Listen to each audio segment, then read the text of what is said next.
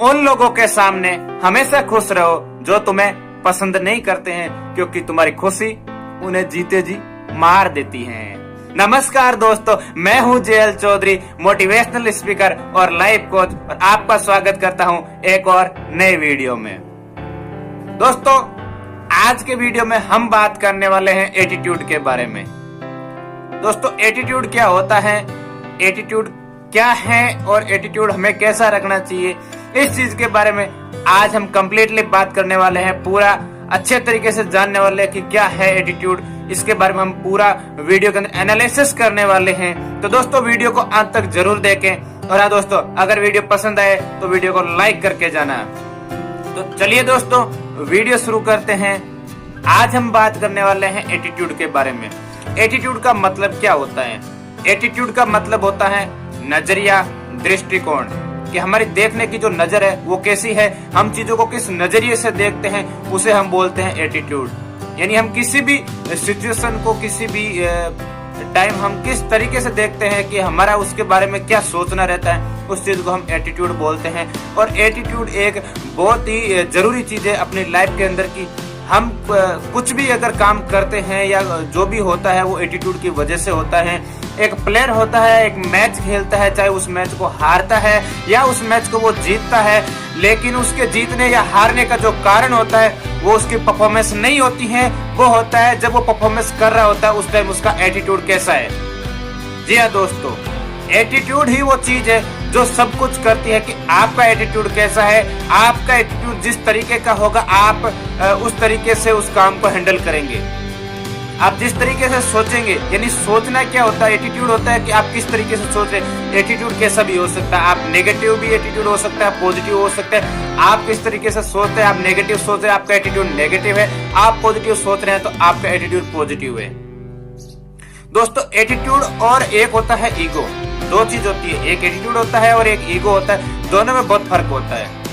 Attitude अलग होता है और ईगो अलग होता है।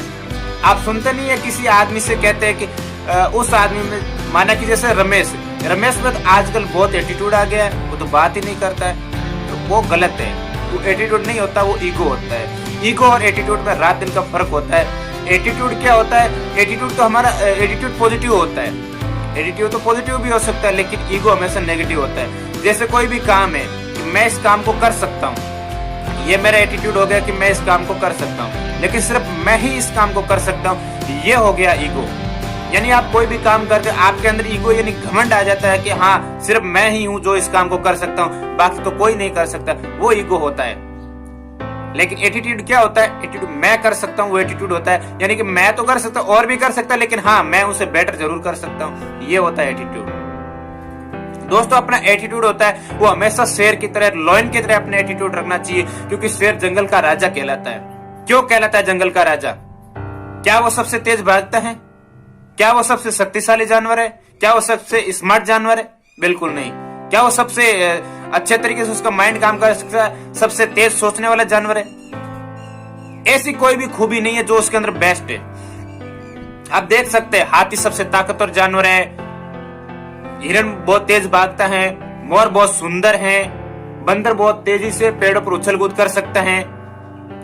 ऐसी बहुत सारे जानवर है जिनके अंदर अलग अलग खूबियां हैं, लेकिन आपको शेर के अंदर ऐसी कोई खूबी नहीं मिलेगी कि वो सबसे अलग खूबी है जिसकी वजह से शेर जंगल का राजा है। तो शेर जंगल का राजा क्यों है?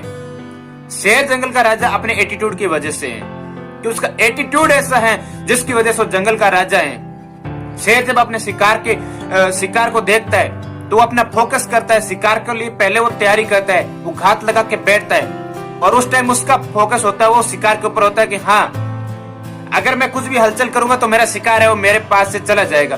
तो बिल्कुल फोकस रहता है अपने टारगेट के ऊपर, बिल्कुल लक्ष्य के ऊपर अपनी आंख जमा के रखता है। जिस तरीके से अर्जुन को द्रोणाचार्य ने जब पूछा था कि आपको क्या दिख रहा है पेड़ के ऊपर, तब अर्जुन ने एक ही बात बोली थी कि मुझे सिर्फ जो है जो चिड़िया की आंख दिखाई दे रही है, उसके अलावा मुझे कुछ भी नहीं दिखाई दे रहा। यानी आपका लक्ष्य बिल्कुल साफ हो। तो शेर का जो लक्ष्य था वो बिल्कुल, लॉयन का लक्ष्य बिल्कुल साफ होता है। उसके बाद में जब वो हिरण का या किसी भी शिकार का पीछा करता है, हिरण शेर से तेज भागता है। लेकिन हिरण क्यों पकड़ा जाता है? क्योंकि शेर का एटीट्यूड रहता है कि हाँ, मैं हिरण को पकड़ सकता हूँ, और हिरण का एटीट्यूड क्या रहता है कि हिरण हमेशा दौड़ते टाइम यही सोचेगा कि पीछे शेर भाग रहा है और शेर मेरे को पकड़ लेगा और मार देगा। इसलिए हिरण तेज भागते हुए भी हिरण को शेर पकड़ लेता है। रोज सुबह जब जंगल में हिरण और शेर दोनों उड़ते हैं तो हिरण क्या सोचता है कि आज मुझे शेर से तेज भागना है क्योंकि मुझे शेर से बचना है। लेकिन शेर क्या सोचता है कि आज मुझे हिरण से तेज भागना है क्योंकि हिरण है वो बचने के लिए भाग रहा है, और शेर है उसकी भूख है कि मुझे कुछ भी करके हिरण को पकड़ना पड़ेगा क्योंकि मुझे अपने भूख है वो शांत करनी है। तो शेर का जो एटीट्यूड होता है, और शेर शक्तिशाली जानवर नहीं होता है फिर भी शेर है वो हाथी को भी मार देता है। क्यों मार देता है? क्योंकि उसका एटीट्यूड ऐसा होता है कि हाँ मैं हाथी को मार सकता हूँ, मैं हाथी को हरा सकता हूँ। हाथी एक ऐसा जानवर है जिसके अंदर ऐसा एटीट्यूड नहीं होता है, क्योंकि हाथी के बच्चे को जब आप छोटे बचपन से उसको अगर आप बांधना शुरू करते हैं, किसी खूंट से बांधना शुरू करते हैं, और जब वो उसको बड़ा हो जाता है तब तक उसको बांधे रखते हैं, और उसकी जो रस्सी होती है वो बिल्कुल एक पतली रस्सी से हम हाथी के बच्चे को है वो बांधते हैं। लेकिन फिर भी हाथी का बच्चा है उसको तुड़वा के भागता नहीं है, क्योंकि हाथी का बच्चा क्या सोचता है, उसकी मेंटेलिटी ऐसी होती है कि ये जो रस्सी है इसको मैं तोड़ नहीं सकता हूँ। जबकि हाथी के अंदर बहुत पावर होता है, वो कितनी बड़ी लोहे की रस्सी को उसको भी तोड़ सकता है, लेकिन हाथी उसको तोड़ता नहीं है क्योंकि उसका एटीट्यूड ऐसा होता है कि मैं इसको तोड़ नहीं सकता हूँ। तो हमें अपना एटीट्यूड है वो रखना चाहिए, अपना एटीट्यूड है वो शेर की तरह रखना चाहिए कि हाँ मैं कर सकता हूँ। एटीट्यूड रखना चाहिए हमें ईगल की तरह।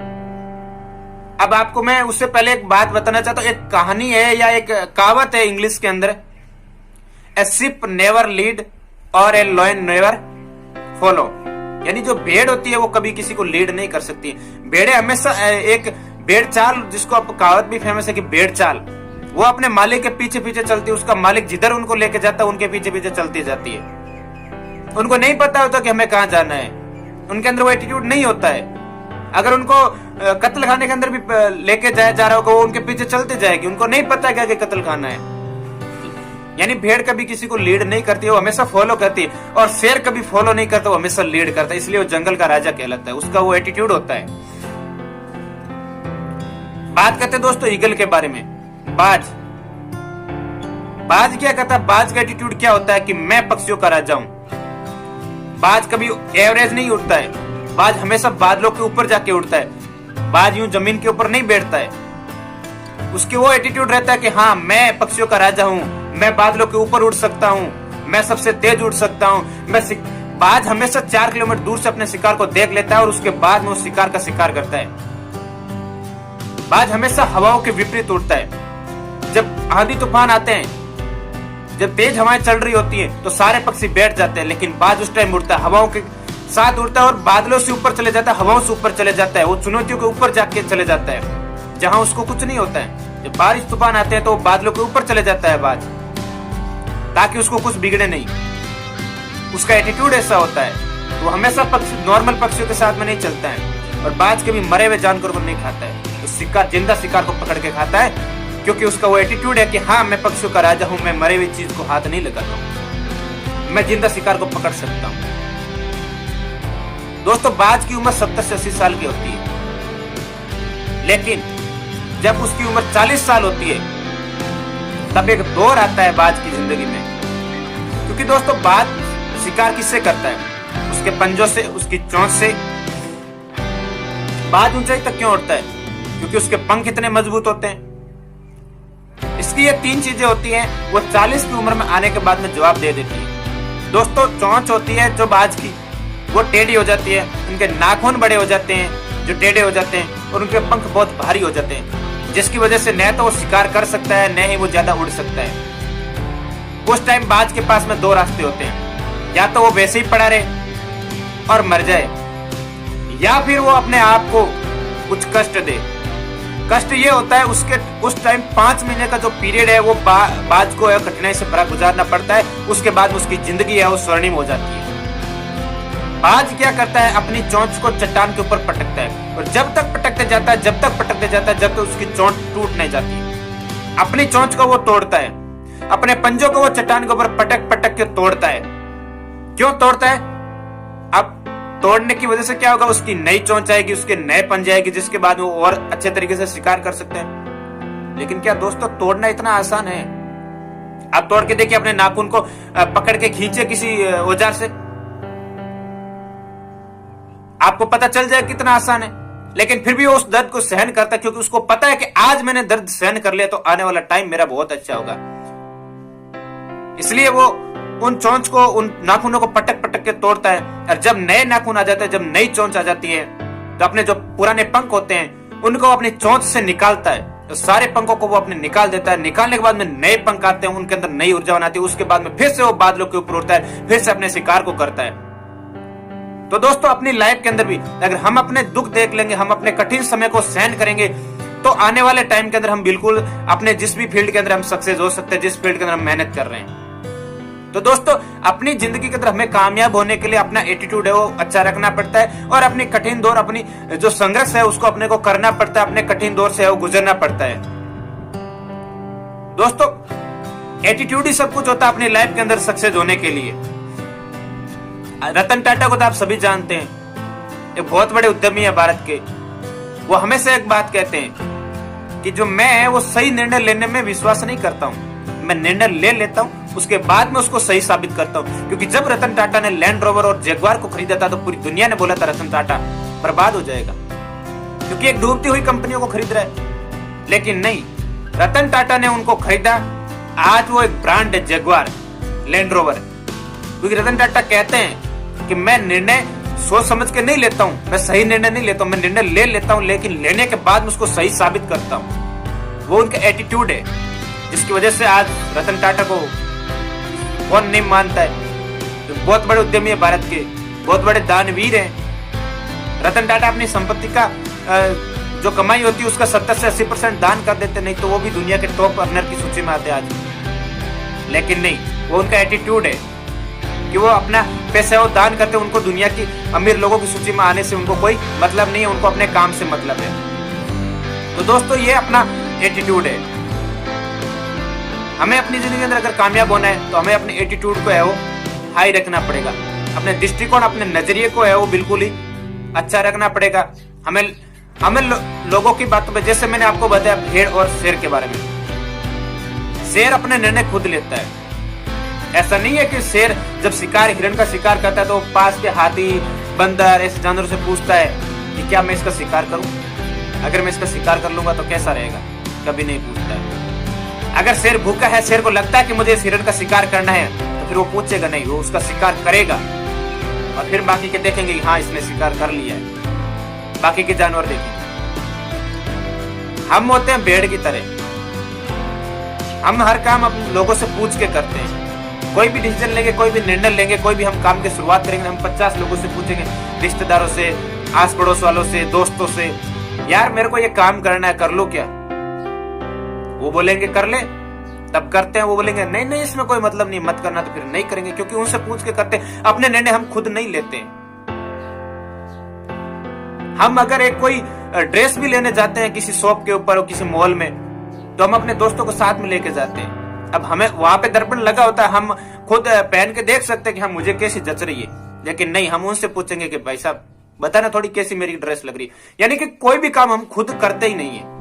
और जो अपने निर्णय खुद नहीं लेगा, जो अपने काम खुद नहीं करेगा, फिर वो दूसरों जैसा ही होता जाए, क्योंकि वो निर्णय दूसरों से लेके जा रहा है तो वो दूसरों से अलग कैसे होगा? उसका एटीट्यूड भी दूसरों का जैसा है, तो फिर वो काम भी वैसे ही करेगा, उसको भी सफलता वैसी ही मिलेगी, वो भी जिंदगी में उतना ही कामयाब होगा। आप अगर क्रिकेट के फैन हैं और अगर आप क्रिकेट के मैच देखते हैं तो आपने महेंद्र सिंह धोनी को भी जानते होंगे और उनके बैटिंग भी देखी होगी। एक चीज कभी आपने नोटिस करी है कि जब महेंद्र सिंह धोनी बैटिंग कर रहे होते हैं और जब बॉलर बॉलिंग डाल रहा होता है तो आप कमेंट्री को सुनते होंगे। कमेंटेटर उस टाइम एक बात बोलते हैं कि बॉलर दबाव महसूस कर रहा है। क्यों कर रहा है? क्योंकि सामने महेंद्र सिंह धोनी बैटिंग कर रहे हैं। अब बॉलर दबाव महसूस क्यों कर रहा है? क्योंकि बॉलर ये सोचता है कि सामने कौन है, महेंद्र सिंह धोनी है और ये छक्का मार सकते हैं। उनको ऐसा लगता है कि ये छक्का मार सकते हैं और महेंद्र सिंह धोनी को यह लगता है कि हाँ मैं छक्का मार सकता हूं और मैं छक्का मार के मैच जिता सकता हूं। दोनों के एटीट्यूड में फर्क है। एक का एटीट्यूड पॉजिटिव है, एक का नेगेटिव है। बॉलर दबाव में इसलिए आ जाता है, बॉलर पहले ही सोचता है सामने महेंद्र सिंह धोनी है, मैं उनको आउट कर नहीं पाऊंगा, वो मेरे को छक्का मार देंगे, मैं जीत जाएंगे, मैं कैसे बॉलिंग डालूं। फिर वो डरते डरते बॉल डालता है और महेंद्र सिंह धोनी छक्का मार देता है। वो होता है दबाव, वो होता है एटीट्यूड। आपका एटीट्यूड ऐसा है कि हाँ मैं मैच जिता सकता हूँ। आपने उनकी बहुत सारी इनिंगें देखी होगी, वो शुरुआत में धीरे खेलते हैं क्योंकि उनको अपने ऊपर बिलीव होता है, अपने ऊपर विश्वास होता है, उनका एटीट्यूड ऐसा होता है कि हाँ मैं कर सकता हूँ, मैं इस मैच को जिता सकता हूँ अंत तक लेके जाके।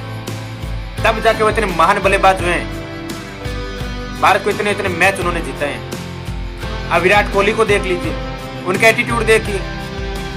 जब विराट कोहली इंटरनेशनल क्रिकेट में पदार्पण किया था उस टाइम बहुत सारे और भी क्रिकेटर इंटरनेशनल क्रिकेट खेल रहे थे, इंडियन टीम में थे, और भी बहुत सारे देशों की टीम में उनमें खेल रहे थे। लेकिन विराट कोहली आज विराट कोहली क्यों है? उन्होंने ऐसा क्या किया जिसकी वजह से वो सब खिलाड़ी से अलग है? आज वो महान बल्लेबाजों की सूची में आते हैं अपने छोटे करियर के। क्यों?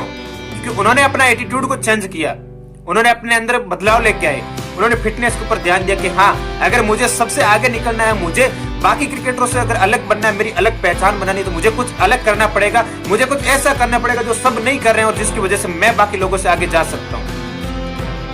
उन्होंने अपने शरीर के ऊपर काम करना शुरू किया, उन्होंने अपने शरीर को तपाना शुरू किया, अपनी बॉडी को कष्ट देने शुरू किए, उन्होंने फिटनेस के ऊपर ध्यान दिया। बाकी लोगों से 2 घंटे पहले उठने लगे, बाकी लोगों से 2 घंटे ज्यादा फिटनेस पे ध्यान देने लगे, बाकी लोगों से 2 घंटे ज्यादा उन्होंने एक्सरसाइज करी, बाकी लोगों से ज्यादा 2 घंटे उन्होंने प्रैक्टिस करी।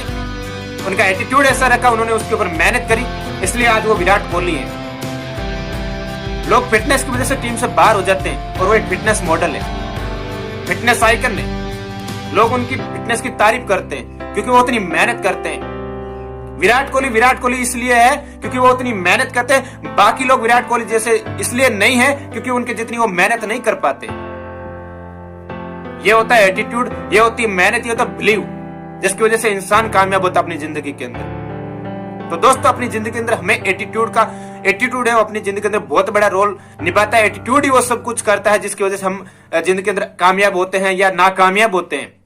हम नॉर्मल लाइफ जीते हैं या हम हाई लेवल की लाइफ जीते हैं, हम जिस गरीबी के अंदर मरते हैं या जिस अमीरी तक जाते हैं, ये एटीट्यूड ही अपना जो होता है वो तय करता है। तो दोस्तों आज का वीडियो के अंदर हमने बात करी एटीट्यूड के बारे में कि किस तरीके से एटीट्यूड है वो अपनी जिंदगी के अंदर रोल निभाता है, एटीट्यूड क्या होता है और हमें अपने एटीट्यूड को कैसे रखना चाहिए। दोस्तों अगर आपको वीडियो पसंद आया तो वीडियो को लाइक जरूर करना, और हाँ दोस्तों कमेंट करके जरूर बताना कि आपको ये वीडियो कैसा लगा है। और हाँ दोस्तों आप नेक्स्ट वीडियो किस टॉपिक पे चाहते हैं वो भी आप कमेंट करके बता सकते हैं, मैं पूरी कोशिश करूंगा कि उस टॉपिक के ऊपर वीडियो बनाऊं। और हाँ दोस्तों अगर आप हमारे चैनल पे पहली बार आए तो चैनल को सब्सक्राइब करके बेल आइकन को हिट जरूर करें ताकि आने वाले हर नए वीडियो की जानकारी सबसे पहले आप तक पहुंचे। और हाँ दोस्तों अगर आपको लगता है कि वीडियो कुछ इन्फॉर्मेटिव है, वीडियो हेल्पफुल है, वीडियो से कुछ सीखने को मिल सकता है तो वीडियो को शेयर जरूर करें। दोस्तों अपने दोस्तों के साथ में अपने सोशल मीडिया अकाउंट के ऊपर वीडियो को शेयर जरूर करें। चलिए दोस्तों आज के वीडियो में इतना ही, मिलते हैं एक और नए वीडियो में, तब तक के लिए